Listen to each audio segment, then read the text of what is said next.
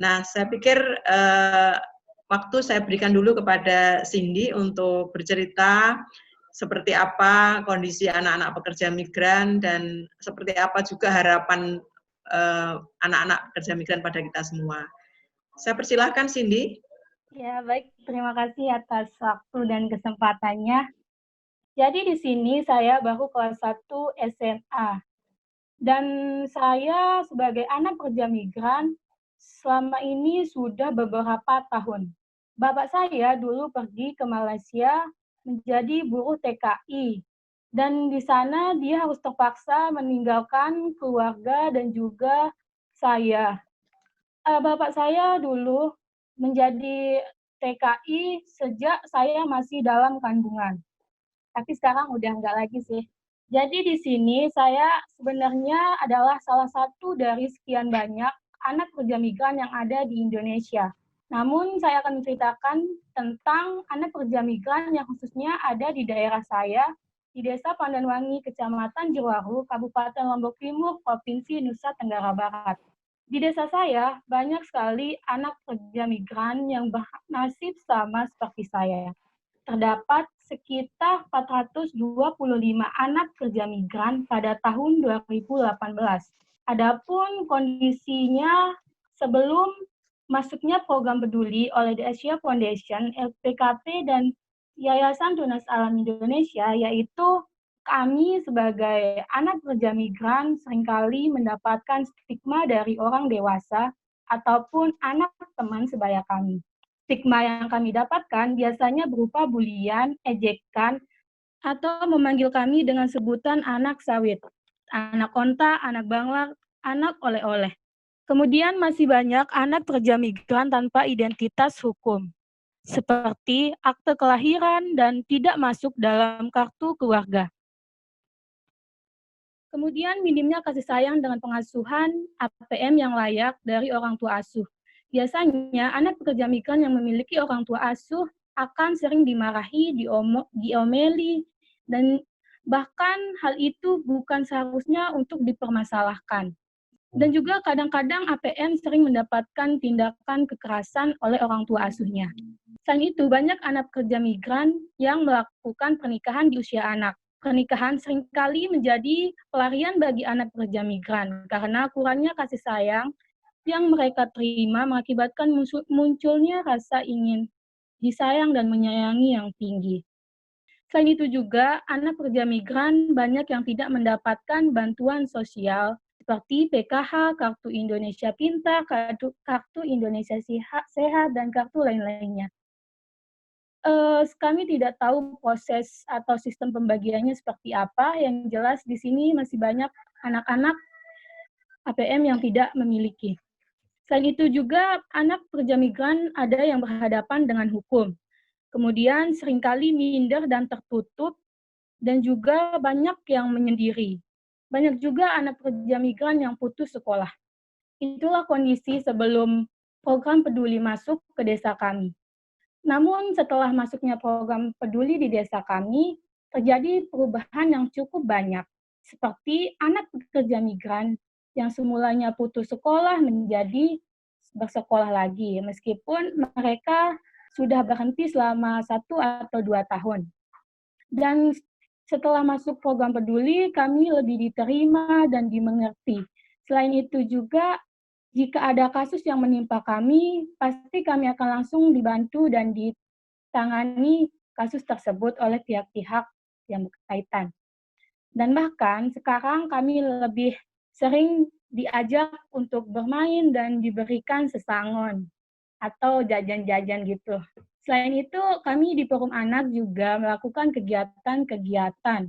Khususnya saya di sini sebagai ketua yang memimpin Forum Anak melakukan kegiatan untuk membantu anak-anak pekerja migran dan anak-anak lain yang memiliki problem-problem. Kegiatan yang kami lakukan di Forum Anak ini, yang pertama yaitu pembelasan atau menghentikan pernikahan di usia anak. Yang kedua, membantu anak-anak yang berhadapan dengan hukum. Selanjutnya yaitu Forum Anak juga ikut mengajak anak-anak pekerja migran dan anak-anak yang lain ikut dalam kegiatan seperti perpustakaan keliling, pengembangan bakat, masyarakat, kesenian, tari tradisional, gerakan mendaur ulang sampah bekas, sosialisasi, kursus bahasa Inggris, dan masih banyak kegiatan lain yang kami lakukan. Namun, karena adanya pandemi COVID-19 ini, sekarang kami agak sulit untuk berkegiatan. Tentu saja di semua wilayah di Indonesia mengalami hal tersebut. Tapi itu bukan menjadi masalah buat kami untuk tetap maju dan berkegiatan. Selama pandemi ini, kami melakukan kegiatan-kegiatan yaitu membagikan masker, kemudian sembako, dan juga kami mengajarkan anak-anak SD atau PAUD untuk belajar mandiri. Selain itu juga kami membuat sebuah komik tentang COVID-19 dan kami menyebarkannya melalui via WhatsApp. Saya kira itu, dan di sini harapan kami sebagai anak pekerja migran, khususnya saya menyampaikan dan mewakili anak-anak lain, kami berharap untuk kedepannya kami lebih dilindungi dan diperhatikan oleh berbagai pihak. Juga kami berharap kakak-kakak generasi pintar memberikan empati dan membantu kami menyuarakan suara kami, hak kami, dan keinginan kami sebagai anak pekerja migran. Saya kira itu. Terima kasih atas waktu dan kesempatannya. Kalau ada salah kata, mohon dimaklumi. Ya, terima kasih Cindy. Mbak Tia, bisa dilanjut dulu? Oke, terima kasih Cindy yang sudah menceritakan keadaan kawan-kawannya, kemudian juga apa yang telah diperoleh Cindy ketika tergabung dalam kegiatan di Peduli.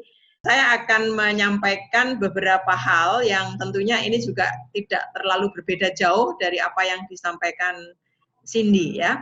Nah, ini saya kira beberapa organisasi yang bekerja bersama LPKP untuk mewujudkan inklusi sosial bagi anak-anak pekerja migran.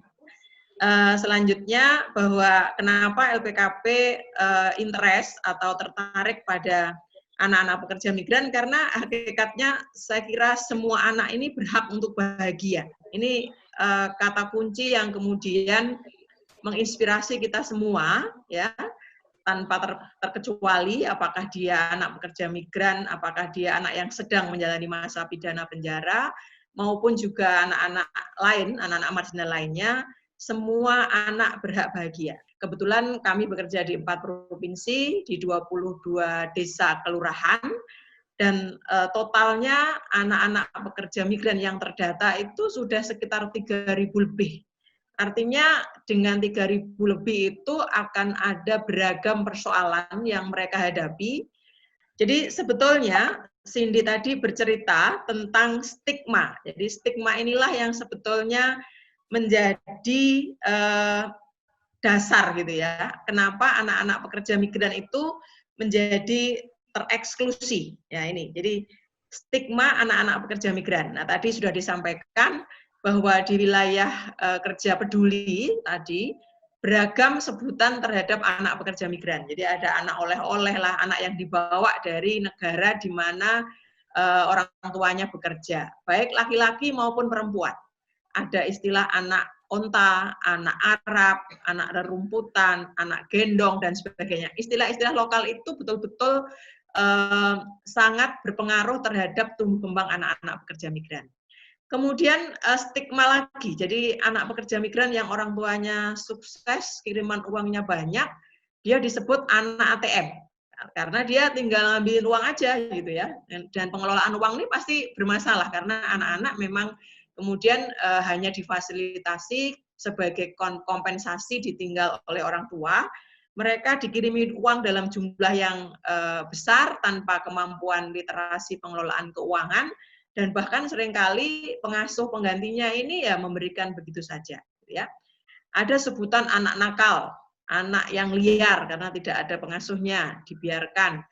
Anak endel, kalau di Jawa itu endel itu genit ya, suka mengganggu laki-laki, itu terutama untuk anak-anak perempuan. Jadi ini stereotip gender itu juga melekat sangat kuat kepada anak-anak pekerja migran, baik laki-laki maupun perempuan. Yang dinamakan liar itu cenderung laki perempuan, anak yang badung, anak yang endel itu ya. Kemudian anak pembawa masalah. Jadi ketika dia diasuh oleh orang tua tunggal atau pengasuh pengganti atau paman bibinya, seringkali karena dia itu berlaku salah atau melakukan kesalahan, dia terstigma sebagai anak pembawa masalah. Ya. Kemudian anak yang tidak terurus, anak yang susah diatur. Nah, stigma-stigma inilah yang sebetulnya memberikan beban sosial kepada anak-anak yang kemudian mereka menjadi tereksklusi dari lingkungan pergaulan mereka. Baik itu sesama usia anak, termasuk juga oleh orang dewasa. Orang dewasa itu bisa pengasuhnya, bisa masyarakat di sekitar mereka, termasuk saya kira pemerintah yang ada di lokal wilayah itu. Ya. Ketika stigma itu terjadi, ya, karena soal pengasuhan yang tidak komprehensif, ini berdampak. Jadi kalau kita tahu bahwa kondisi pengasuhan yang seperti tadi saya sampaikan, kayak Cindy itu bapaknya ke Malaysia, dia diasuh oleh ibunya, gitu ya. Ada banyak yang mereka diasuh oleh kakek neneknya, paman bibinya, gitu ya. Diasuh oleh tetangga, bahkan orang lain yang tidak memiliki hubungan kekerabatan. Nah, ini bisa dibayangkan apa yang dialami oleh anak-anak ketika dia tinggal pada atau hidup bersama diasuh oleh orang yang tidak punya hubungan darah. Ya. Kemudian banyak juga yang dia tinggal di pesantren, di lembaga-lembaga pengasuhan, bahkan lembaga pengasuhan yang tidak terstandarisasi. Kemudian ada juga banyak anak-anak pekerja migran kita yang mengasuh anak gitu ya. Ini kalau kita lihat anak mengasuh anak ini juga jadi persoalan. Ketika anak ini mengasuh anak gitu ya, stigma itu muncul, maka kerentananlah yang terjadi. Jadi apa itu kerentanan yang dialami oleh anak-anak pekerja migran gitu ya? Yang pertama adalah mungkin slide berikutnya perlakuan salah. Jadi mereka rentan mendapatkan perlakuan salah dan penerlantaran serta kekerasan dari pengasuhnya. Di beberapa kasus di Jawa Timur misalnya, saya kira juga tadi Cindy cerita, anak-anak pekerja migran ini mengalami kekerasan seksual oleh pengasuhnya. Ada pamannya, ada kakak angkatnya, dan sebagainya. Kemudian terjerumus dalam pergaulan bebas. Ya, ini saya kira kita kemarin juga sempat bersedih karena banyak sekali pernikahan dini itu disebabkan karena kehamilan yang tidak diinginkan, akibat karena pengasuhan yang tidak komprehensif, gitu ya. Yang laki-laki mulai kenal merokok, kemudian minuman keras, bahkan saya kira narkoba. Karena kalau kita lihat basis TKI atau basis PMI itu di pedesaan. Nah, sekarang narkoba itu sudah sampai di level desa. Nah, ini juga saya kira yang membuat kerentanan bagi anak-anak pekerja migran. Berhadapan hukum, tadi Cindy juga cerita, berhadapan hukum ini tidak hanya anak laki-laki. Kasus di Malang kemarin, anak APM ya, APM perempuan itu sampai membunuh APM juga, gara-gara kasus jual beli online.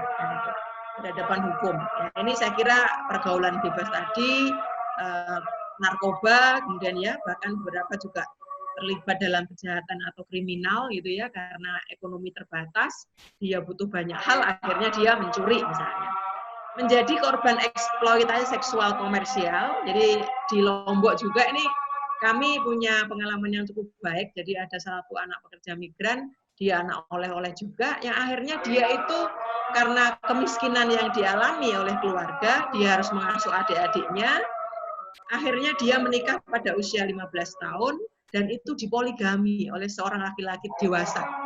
Nah, ini saya kira cukup mengundang keprihatinan kita semua, yang seharusnya dia bahagia, tetapi karena dia tidak mendapatkan pengasuhan yang baik, akhirnya dia menjadi korban eksploitasi seks komersial. Menjadi pekerja anak ya, jadi saya kira kemiskinan yang dialami oleh anak-anak pekerja migran, terutama yang orang tuanya tidak berhasil, tidak bisa mengirim uang rutin.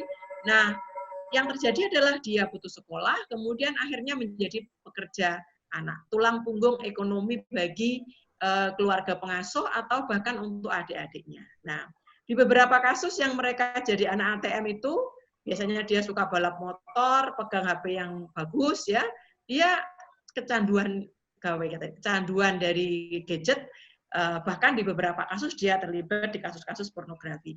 Ini saya kira juga hal-hal yang cukup memprihatinkan, kenapa kita ini menjadi sangat interest untuk bagaimana mewujudkan inklusi sosial dari eksklusi-eksklusi yang dialami oleh anak-anak pekerja migran. Kalau kita lihat dari dampak pengasuhan yang tidak komprehensif tadi, sebetulnya APM ini menjadi tereksklusi, bahwa anak-anak yang mengalami eksklusi, terutama anak-anak pekerja migran ini, dia hidup atau dia tumbuh dan berkembang dengan stigma tadi ya. Jadi sejak dia lahir, kalau dia anak oleh-oleh atau anak bawaan, atau sejak dia ditinggalkan oleh orang tuanya, dia tumbuh kembang dengan stigma. Yang ini saya kira sangat berpotensi terjadi bullying tadi, terjadi perundungan gitu oleh teman-temannya, begitu ya. Kemudian dia juga biasanya miskin ya. Jadi orang tua menjadi PMI itu kan salah satu motifnya adalah karena ingin memperbaiki nasib. Di banyak kasus, saya kira di wilayah-wilayah basis kami, tidak semua memang PMI itu kemudian berhasil memperbaiki kehidupan ekonomi. Di beberapa kasus justru mereka gagal, apalagi yang dia berangkat unprosedural. Gitu ya. Jadi kemiskinan itu tetap membelit pada keluarga mereka. Kemudian terlantar pengasuhannya, jadi kalau misalnya dia itu orang tuanya salah satu pergi, satunya tulang punggung ekonomi, buruh, maka seringkali anak-anak ini mengalami keterlantaran pengasuhan. Kemudian dia tidak berdaya atau tidak punya kemampuan yang cukup baik. Saya kira Cindy ini salah satu anak pekerja migran yang menurut saya cukup luar biasa karena dia bisa sekolah sampai SMA, walaupun dia tinggal bersama orang tua tunggalnya, misalnya karena bapaknya sejak bayi dia di Malaysia, tetapi banyak sekali anak-anak yang kemudian mengalami keterlantaran pengasuhan dan kemudian tidak berdaya. Bahkan di beberapa kasus ketika orang tuanya itu cerai atau pisah, anak ini menjadi rebutan oleh pihak keluarga, gitu ya. Kemudian berbeda dengan anak-anak yang lain, sehingga kemudian muncul diskriminasi, gitu ya. Apalagi tadi yang anak bawaan itu, umumnya di kampung itu hidungnya tidak mancung, tapi ketika APM dibawa dari Arab, hidungnya mancung, maka dia akan menjadi sasaran bullying, karena dia tidak sama secara fisik dengan teman-teman yang lain.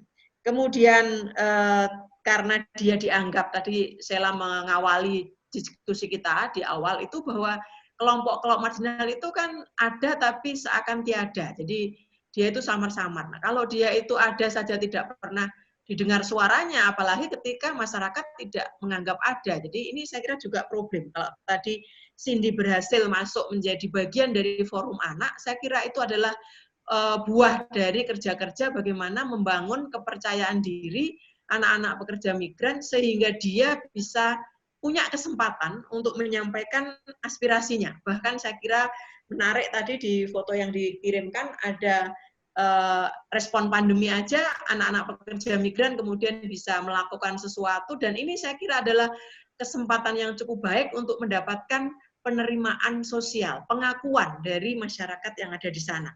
Yang mungkin selama ini anak pekerja migran hanya dipandang sebelah mata, begitu ya. Kemudian yang juga cukup menarik, saya kira karena tidak dianggap persoalan, anak pekerja migran itu dianggap hidupnya enak, nah data-data ini seringkali tidak tersedia dengan baik. Jadi kami cukup bisa berbangga hati karena isu anak pekerja migran itu dulu-dulu nggak pernah ada yang ngurusi. Kalau anak jalanan, anak dengan disabilitas, itu sudah banyak yang ngurusi. Tapi anak pekerja migran itu tidak pernah ada, karena anggapan masyarakat, anak pekerja migran adalah anak yang hidupnya sudah enak, jadi nggak perlu diurus. Ngapain ngurus anak pekerja migran? Mending ngurus anak yatim piatu. Padahal kalau kawan-kawan tahu, anak pekerja migran itu sesungguhnya yatim piatu sosial. Dia punya ayah tapi tidak pernah hadir bersama. Dia punya ibu tapi tidak pernah bersama ibunya. Ya, ini saya kira juga persoalan karena memang tidak pernah ada perhatian. Data tidak pernah ada, kondisi tidak pernah diketahui, masalahnya juga tidak pernah diketahui. Keluarga dan lingkungan tidak peduli. Tadi bahwa karena ketiadaan dianggap tiada, sehingga kepedulian itu relatif kecil sekali. Jadi dianggap sudah enak hidupnya, nggak perlu diurus, begitu ya. Sehingga kepedulian dari keluarga, lingkungan sosial, ini bahkan di lembaga pendidikan sekalipun, seringkali anak pekerja migran itu tidak dianggap sebagai kelompok anak-anak yang membutuhkan perlindungan khusus. Nah ini. Nah, ditambah lagi, kebetulan kami juga bekerja ada di wilayah Sumba, gitu ya. Ada banyak anak-anak, sudah anak pekerja migran, dia berada di wilayah yang aksesnya itu susah. Jadi, jangankan ngomong internet gitu ya, listrik saja tidak ada. Jalan mereka masih jalan batu-batu, jalan tanah, dan sebagainya. Fasilitas umum seperti lembaga sekolah gitu ya, itu jauh. Ini juga saya kira menjadi persoalan karena memang umumnya orang yang merantau itu adalah dari wilayah-wilayah yang notabene-nya disebut dengan wilayah yang miskin akses. Ini saya kira kondisi-kondisi yang selama ini tidak banyak diketahui oleh masyarakat gitu ya, termasuk saya kira adik-adik generasi pintar ini kan relatif tinggal di kota, apalagi di Jakarta. Mungkin persoalan-persoalan anak pekerja migran agak jauh ya dari kehidupan penjenengan semua. Nah, ini yang menurut kami menjadi concern peduli ya, terutama LPKP bersama para mitranya tadi, kenapa kita mesti ingin mewujudkan gitu ya, menjamin perlindungan tadi bahwa anak pekerja migran juga berhak bahagia seperti juga anak-anak yang lain. Untuk mewujudkan itu, saya kira melalui Peduli sejak tahun 2017 ya, kita fokus kepada upaya mewujudkan inklusi sosial pada anak-anak pekerja migran. Tentunya sesandar lah ya, jadi kami ini harus mensosialisasikan dulu, karena orang mau diajak itu kalau dia nggak tahu kan pasti juga susah. Jadi saya kira sesi ini juga bagian dari sosialisasi nih, persoalan anak pekerja migran kepada kawan-kawan generasi pintar supaya kawan-kawan bisa berpartisipasi nanti seperti apa. Jadi ini sama, jadi kami melakukan sosialisasi pendekatan kepada para tokoh, baik itu formal maupun non formal, menggandeng kawan-kawan kader desa karena kawan-kawan tidak akan bisa bekerja sendiri begitu ya. Terutama ini pada persoalan pendataan. Jadi kalau tadi Cindy cerita di kampungnya ada 400 sekian anak yang ditinggalkan orang tuanya, itu kalau tidak pernah didata by name by address-nya, persoalan mereka apa, itu juga kita nggak akan tahu. Halo, aku Reni. Kebetulan aku juga anak pekerja buruh migran. Saya juga lahir di Malaysia. Umur 14 tahun, ibu saya melahirkan saya dan mulai menjadi buruh migran bersama ayah saya di Malaysia. Dan pada tahun 2000 saya dilahirkan, saya sempat sekolah di sana, umur 8 tahun baru saya dipulangkan ke Indonesia. Dan kedua orang tua saya sampai saat ini masih bekerja di Malaysia gitu. Nah, betul sekali yang dikatakan tadi bahwa stigma masyarakat itu benar-benar mengguncang psikis anak-anak pekerja buruh migran, dan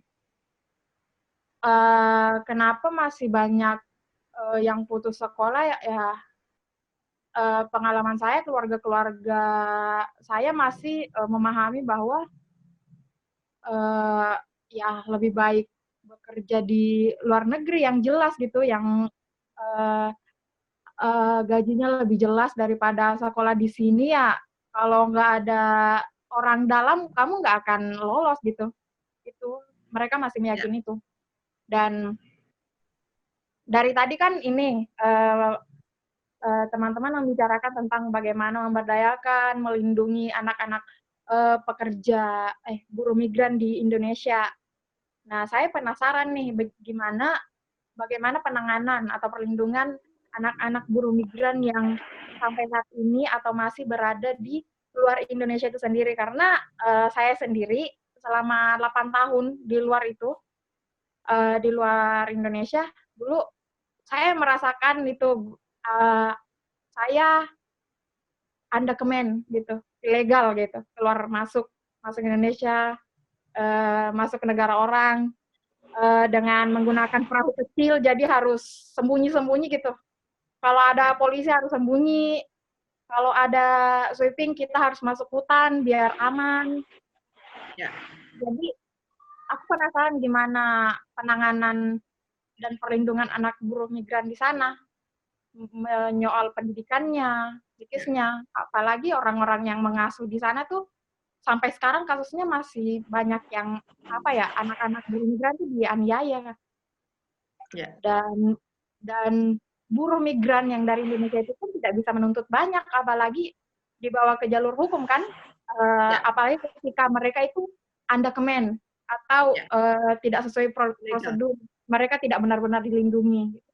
Ya. Mungkin itu aja sih, aku kepanjangan. Ya, oke. Mau lanjut atau langsung ditanggapi, Put? Langsung aja, Mbak, dan kita satu-satu. Ya. Baik, terima kasih Reni, luar biasa. Kamu menjadi salah satu bagian dari yang merasakan gitu ya, sama kayak Cindy. Pertanyaan tadi cukup menarik gitu. Tadi saya sampaikan bahwa stigma itu memang benar-benar dirasakan gitu ya, bahkan menghantui dalam tumbuh kembang seseorang anak pekerja migran. Nah, tadi cukup jelas bahwa apalagi yang mereka ilegal, unprocedural gitu ya, di negara tujuan di mana orang tua salah satu atau keduanya itu di negara lain, saya kira memang semua tahu bahwa perlindungan pekerja migran kita itu walaupun sudah ada undang-undang ya, undang-undang penempatan dan perlindungan sampai yang sekarang undang-undang yang baru, saya kira persoalan pekerja migran itu terus terjadi gitu ya.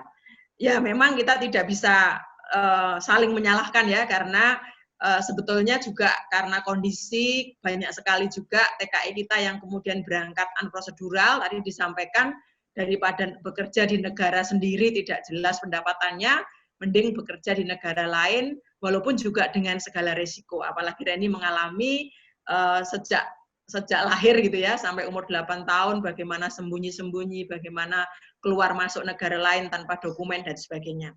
Nah, saya kira ini bisa menjadi bahan nanti gitu ya, kalau generasi pintar ini punya interest bagaimana membantu mewujudkan inklusi sosial pada anak-anak pekerja migran dan keluarganya tentunya gitu ya.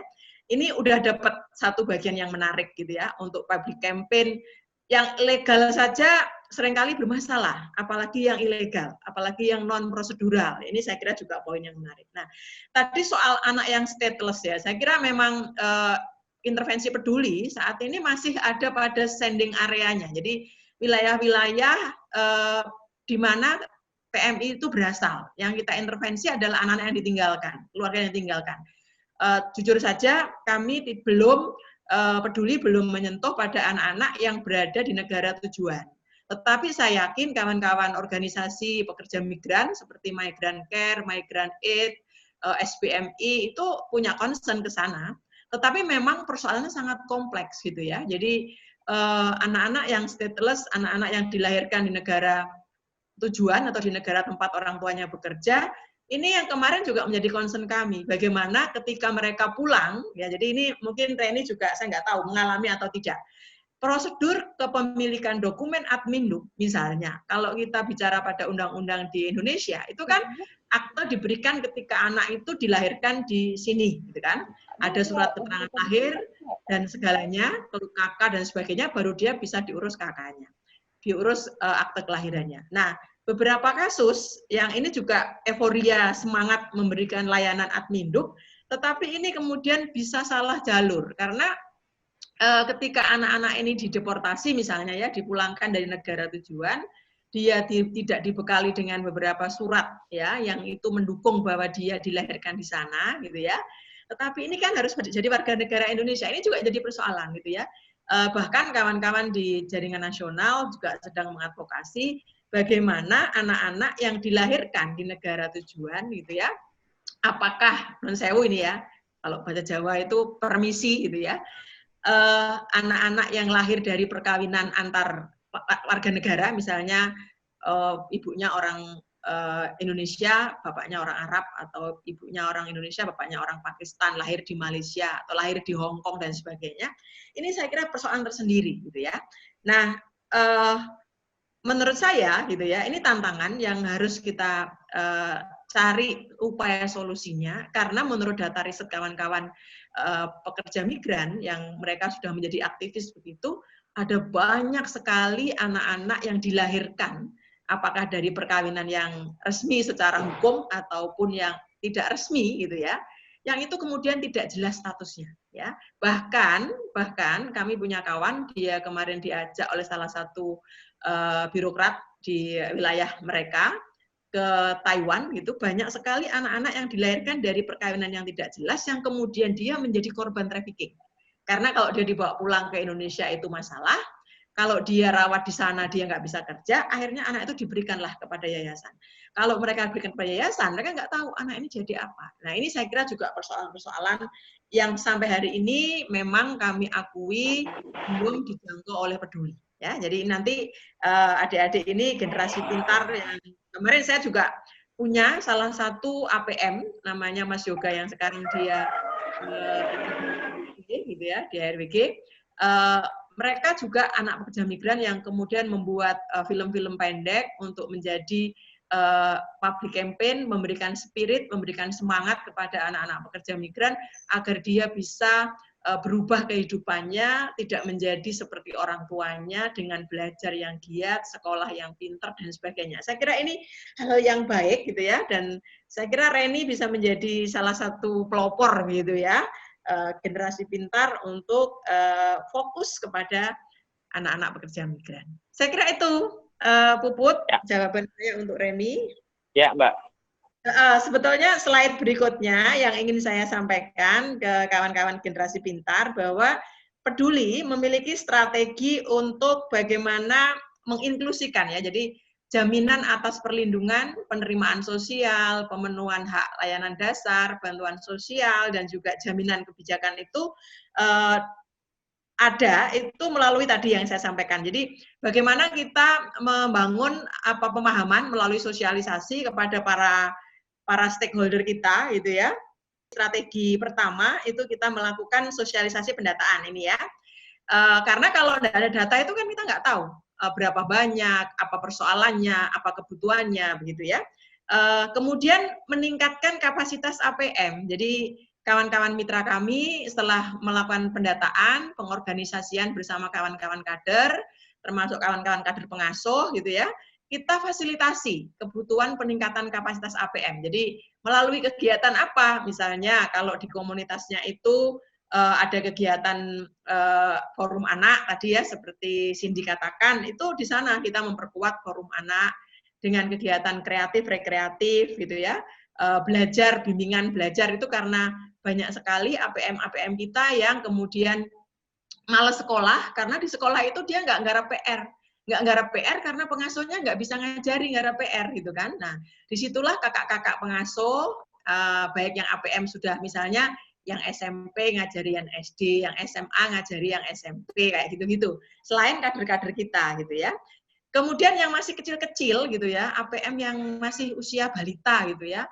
Sampai bagaimana kita itu mencoba meningkatkan kapasitas mereka itu mengajak kegiatan belajar di PAUD misalnya, ya. Jadi di tempatnya Cindy itu ada namanya PAUD APM. Walaupun ini tidak eksklusif PAUD untuk anak-anak APM ya, tapi nama PAUD-nya itu saking kentalnya, di sana banyak anak-anak pekerja migran, kader-kader bersama perangkat desa itu mendirikan yang namanya PAUD APM. Ya. Jadi kalau ini upaya-upaya bagaimana memberdayakan tadi, jadi supaya dia percaya diri, supaya dia punya motivasi yang lebih baik, kayak gitu ya.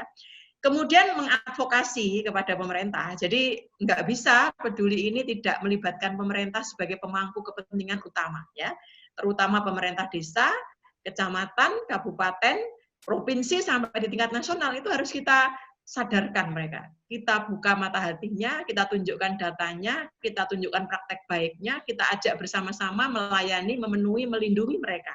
Kami juga melakukan namanya peningkatan kapasitas kader atau pengasuh. Jadi, peningkatan kapasitas pengasuh, kader sendiri ya. Jadi, anak-anak itu kan tadi pengasuhan yang tidak komprehensif itu kan karena ketidaktahuan, kesibukan, ketidakpedulian. Jadi, mitra kami menyelenggarakan yang namanya sekolah pengasuhan.